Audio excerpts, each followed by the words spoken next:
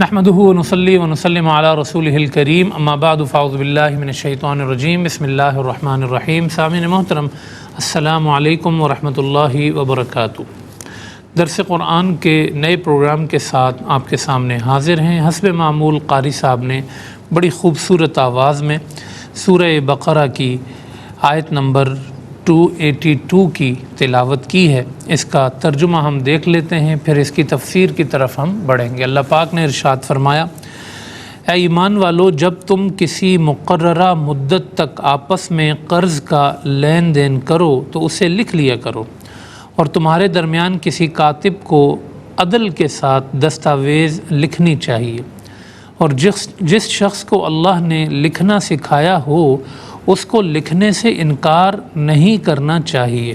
اور جس شخص پر قرض ہو لکھوانا اس کی ذمہ داری ہے، اور اس کو اللہ سے ڈرنا چاہیے جو اس کا رب ہے، اور اس قرض سے کچھ کم نہ کرے، اور اگر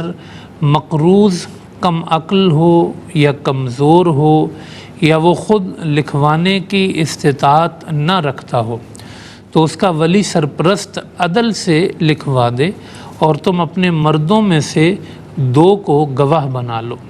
پھر اگر 2 مرد نہ ہوں تو 1 مرد اور 2 عورتیں، یعنی ان کو گواہ بنا لو، جن کو تم گواہوں سے پسند کرتے ہو کہ ان 2 میں سے کوئی ایک عورت اگر بھول جائے تو اس ایک کو دوسری یاد دلا دے، اور جب گواہوں کو گواہی کے لیے بلایا جائے تو وہ انکار نہ کریں، اور قرض چھوٹا ہو یا بڑا اس کی میعاد تک اس کی دستاویز کو لکھنے میں سستی نہ کرو۔ اللہ کے نزدیک یہ بہت عادلانہ کارروائی ہے، اور گواہی دینے کے لیے بہت درست طریقہ ہے، اور شکوک و شبہات کو دور کرنے کے بہت قریب ہے۔ ہاں، جو تجارتی لین دین تم آپس میں دست بدست کرتے ہو اس کو نہ لکھنے پر تم پر کوئی حرج نہیں ہے، اور جب تم آپس میں خرید و فروخت کرو تو گواہ بنا لیا کرو،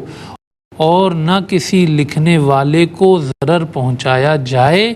اور نہ گواہ کو، اور اگر تم نے ایسا کیا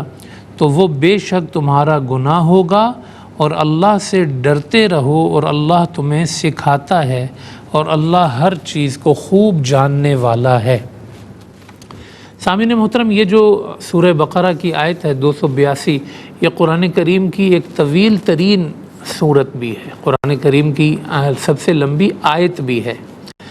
اور اس میں اللہ پاک نے جو حکم ارشاد فرمایا ہے وہ اپنے جو ادھار کے معاملات ہیں، کاروباری معاملات ہیں، اس میں جو دستاویز تیار کر لینا ہے اور لکھ لینا ہے اس کو تاکید کے ساتھ اللہ پاک نے بیان فرمایا ہے، اور اس کی اہمیت کو اللہ پاک نے ذکر کیا ہے۔ ہم سورہ بقرہ کے اندر بہت سارے زندگی کے شعبوں کے متعلق احکامات پڑھتے آئے ہیں، اور اس سے پہلے سود کا ذکر بھی گزر چکا ہے، اور یہاں پر بھی آپ دیکھ رہے ہیں کہ آپس میں جب 2 لوگ کاروبار کر رہے ہوتے ہیں تو انسان کا مال اس میں کیسے محفوظ ہو سکتا ہے، اس کی رقم کیسے محفوظ ہو سکتی ہے، آپ کسی کو قرض دے رہے ہیں تو آپ کا قرض کیسے محفوظ ہو سکتا ہے، اس کا طریقہ، اس میں تاکید جو ہے وہ اللہ پاک کر کے اس بات کو بیان فرما رہا ہے کہ ہمارا دین کتنا احکامات کے اعتبار سے جامع دین ہے، اور اس میں زندگی کے تمام شعبوں میں اللہ اپنے بندوں کو نقصان سے بچنے کے طریقے بتاتا ہے۔ یہ قرآن یہ بھی بتاتا ہے کہ جہنم سے کیسے بچنا ہے،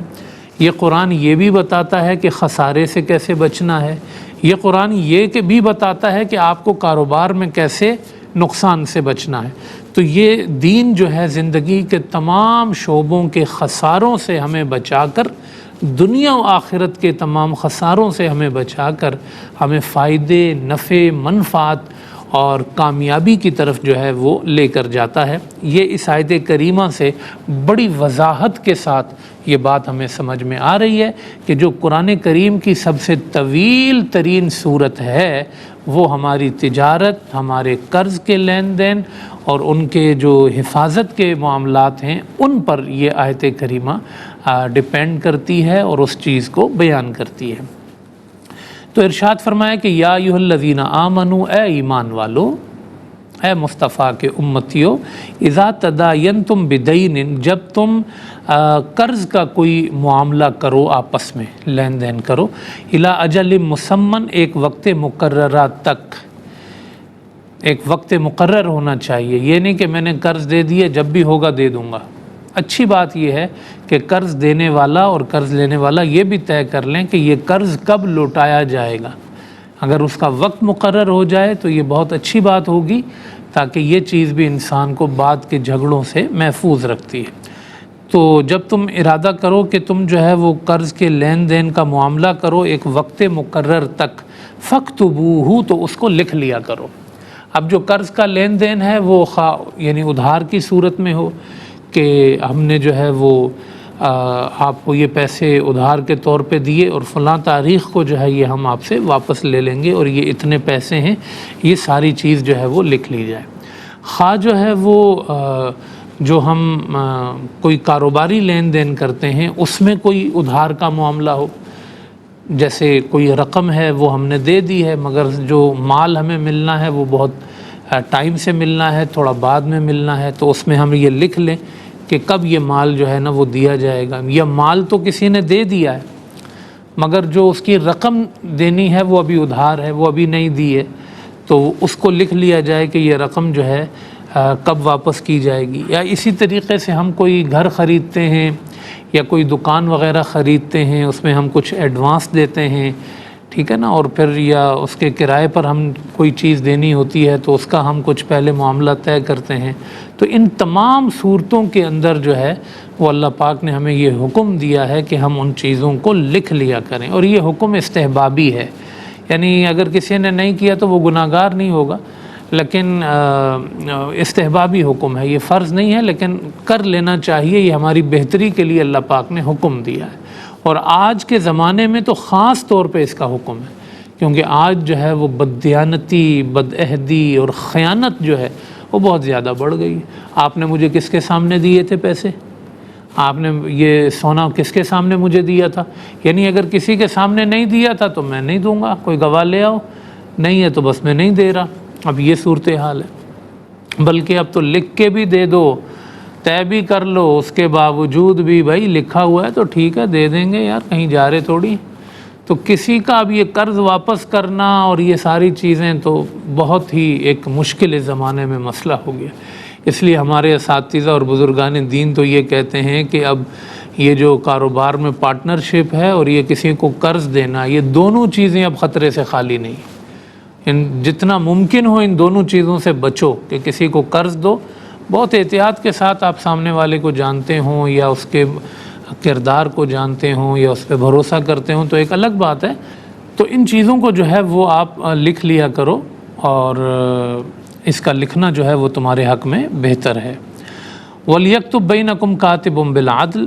اور یہ کہ کاتب جو ہے، جو لکھنے والا ہے، وہ انصاف کے ساتھ چیزوں کو لکھے۔ وَلَا يَأْبَ كَاتِبٌ أَن يَكْتُبَ كَمَا عَلَّمَهُ اللَّهُ فَلْيَكْتُبْ، اور لکھنے والا انکار نہ کرے کہ وہ لکھنے سے انکار نہ کرے جس طرح کہ اللہ پاک نے اس کو لکھنا سکھایا ہے۔ فَلْيَكْتُبْ، تو وہ اس کو لکھ لیا کرے۔ پہلے زمانے میں یہ ہوتا تھا کہ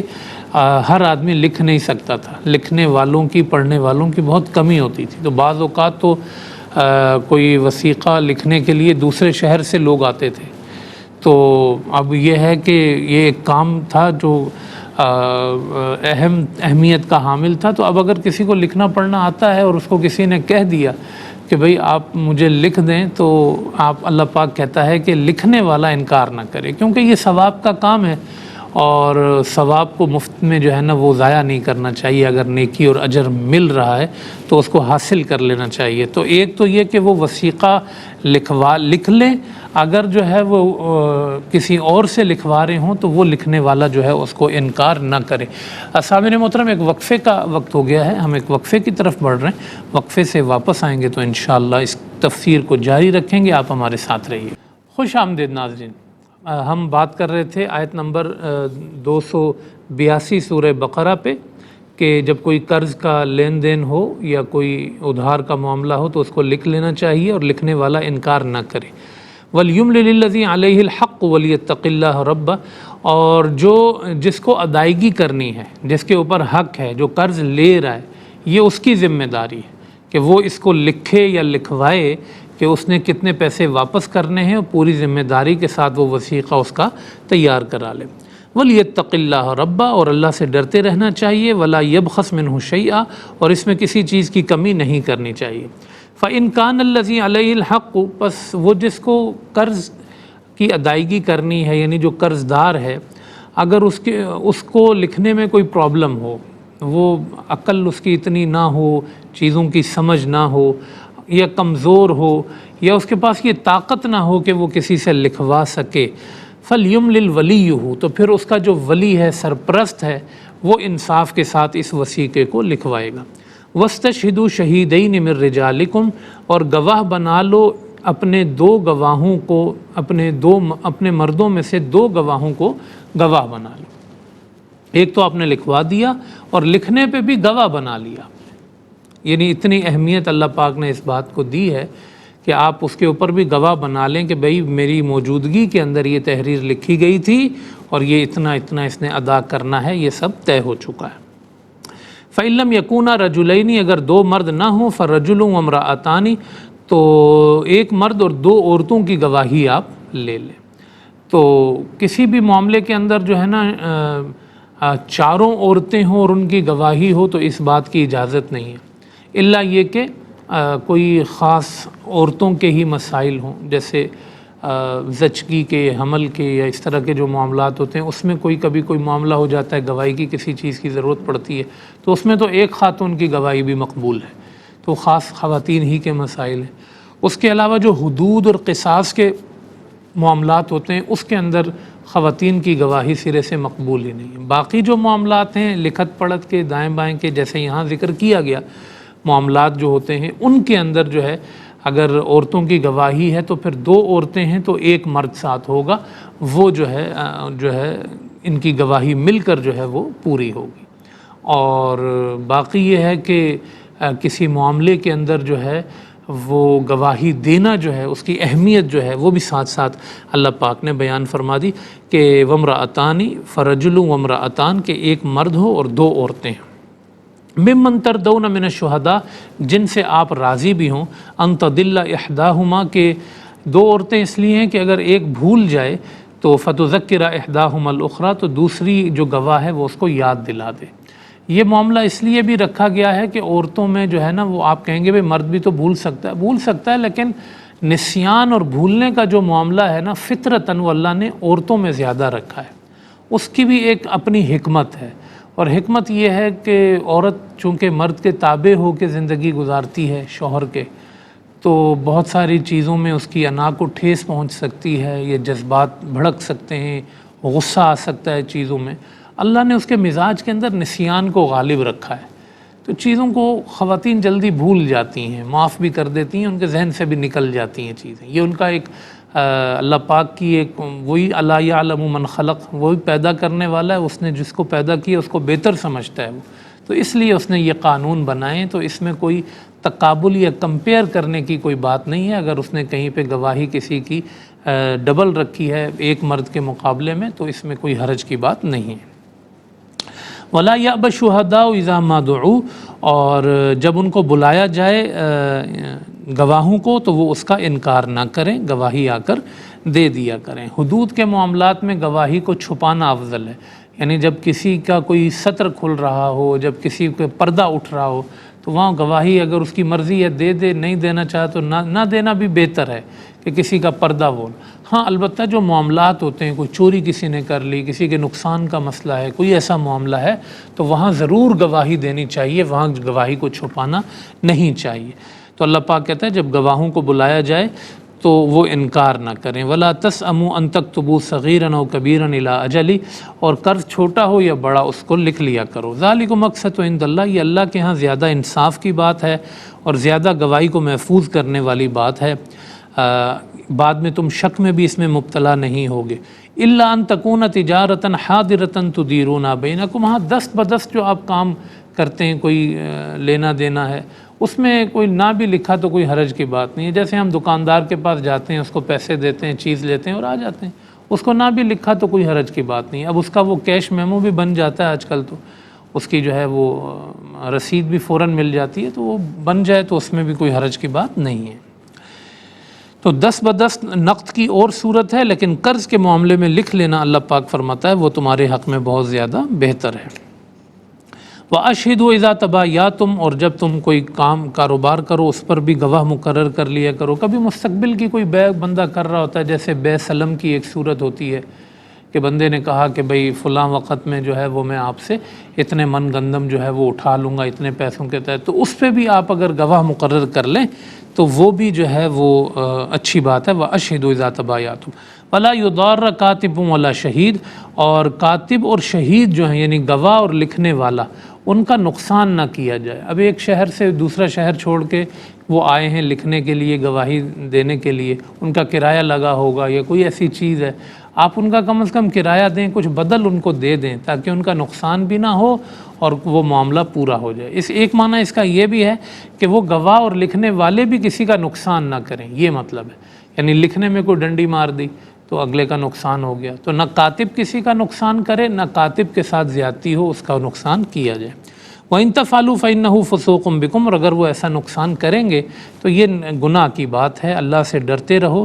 اور اللہ تمہیں یہ چیزیں سکھاتا رہتا ہے. واللہ بکل شیء علیم، اللہ ہر چیز کا جاننے والا